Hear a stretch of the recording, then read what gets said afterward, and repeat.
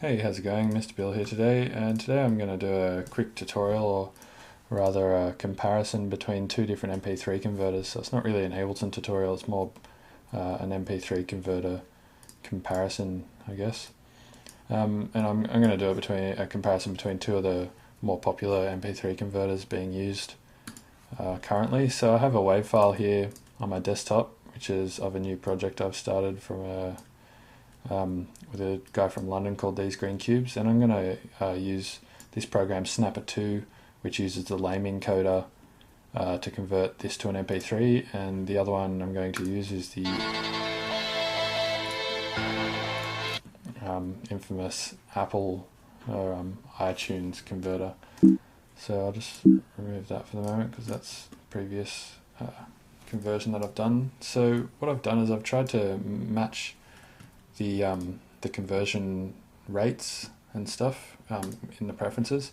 So I've gone into the preferences of iTunes, gone to the MP3 encoder settings, and I've got a 320 kbps bitrate with 44.1 kilohertz sampling rate with stereo channels, and the stereo mode is normal, but I think that should be on joint stereo. And if we go to the Snapper2 or the lame encoder settings, and we go to the preferences and look at the MP3 encoder settings, again we're using 320 kbps. I've just put the quality on high. I don't think that actually matters. I think the quality only actually comes into play when we're using a variable bitrate and has a 44.1 kilohertz sampling rate, or 44,100 hertz sampling rate. The stereo is on joint stereo, same as this, and keeping the current number of channels, which is stereo, same as this channel, stereo. And yeah, I'm pretty sure that the settings are the exact same on both converters. So I go OK. It's saying your settings are different from the recommended settings. Would you like to change to the recommended settings? I'm going to say no, don't change to the recommended settings because I would like them to be that way. So yep, they're still joint stereo, which is what we want.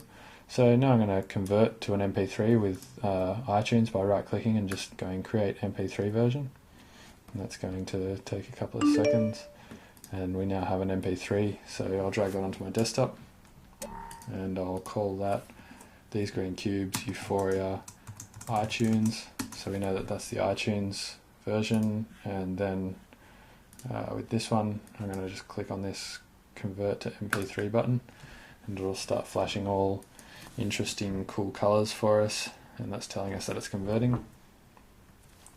And Snapper2, as I think I mentioned, uses the lame converter, which is I don't know, some sort of other encoder to convert to MP3s, and unless you have the lame encoder installed, Snapper won't actually convert anything to MP3.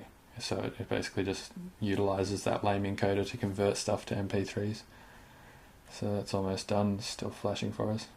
So I think the iTunes converter is a little quicker so far, so as a comparison thus far we can say that the Apple one is more convenient up until this point. This is taking much longer than the Apple one. So if you're just converting to MP3s for convenience, then Apple seems to be the go, but this integrates with Finder, which makes it quite easy, and it doesn't copy your files to a music folder like iTunes does, although that preference can be turned off, so that's kind of inconvenient. So we'll call this one lame. So now we have these two versions which we're going to compare, which is the iTunes version and the lame version.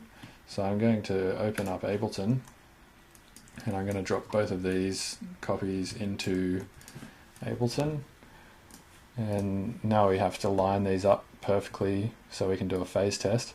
So if we zoom right in, we can see that the lame one starts a little bit later. So for some reason by default lame just decides that it's going to add this little extra bit of silence at the start, so it puts them about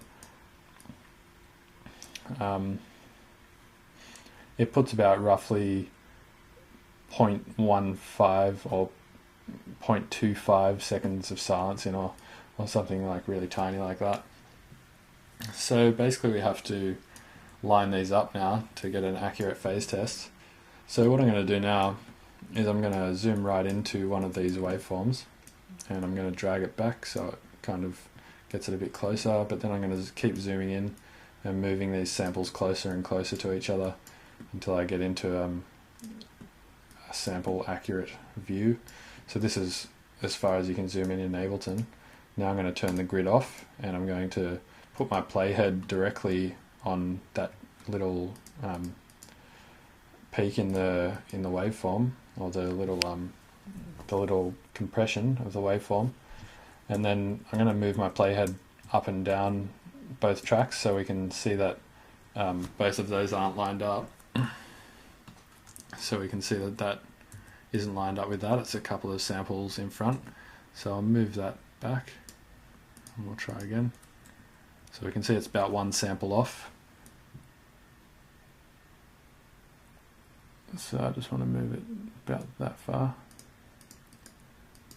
So we can see now that both of those are completely sample accurate now. They're completely phase or completely aligned. The waveforms are completely aligned. And the only reason we had to do that is because the lame converter adds a little bit of silence at the start. So now what I'm going to do is I'm going to put one out of phase with the other. So I'll just turn both of these down about 12 dB, and if we play these together it should just be a loud version of the original song. So I'll just quickly play some of this.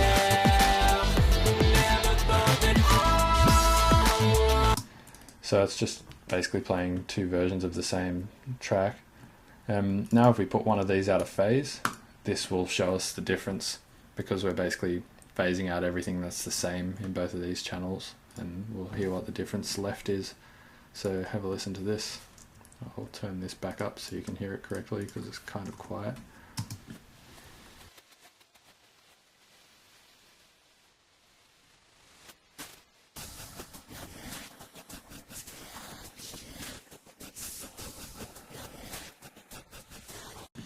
So you can see that both of these channels are metering heavily still, but the metering on the master channel is quite low.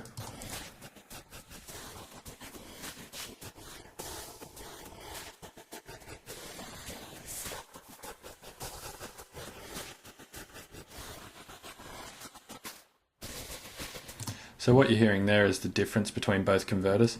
Another thing you'll notice is that they're metering differently. So if we go to Snapper, which will tell us the peak of both of these, and we click on the iTunes version, the iTunes version has all sorts of different peaks. If we look at the original wave peaks at negative 0.3 dBFS on the left and the right channel. So if we go to this iTunes version, this is now peaking at negative 0.14, and this is peaking at negative 0.1 on the left and the right channel, and it's not happening until the end of the track. And in the lame version, they're both peaking at 0 dBFS now. So we can now assume that this is a good reason to have your limiter set to negative 0.3 when you're mastering, because Mp3 converters add a little bit extra volume when you convert. I don't know why that happens exactly, but they do. So this one's added 0.2 decibels, and this one's added 0.3 decibels. That might have a limiter in the converter. Lane might have a limiter in its converter, so it doesn't peak. And yeah, we can see that it's adding extra volume. It's so maybe that's the difference that we're hearing, but it doesn't sound like it. It sounds like aliasing that we're hearing. If we have another listen, it sounds like distortion and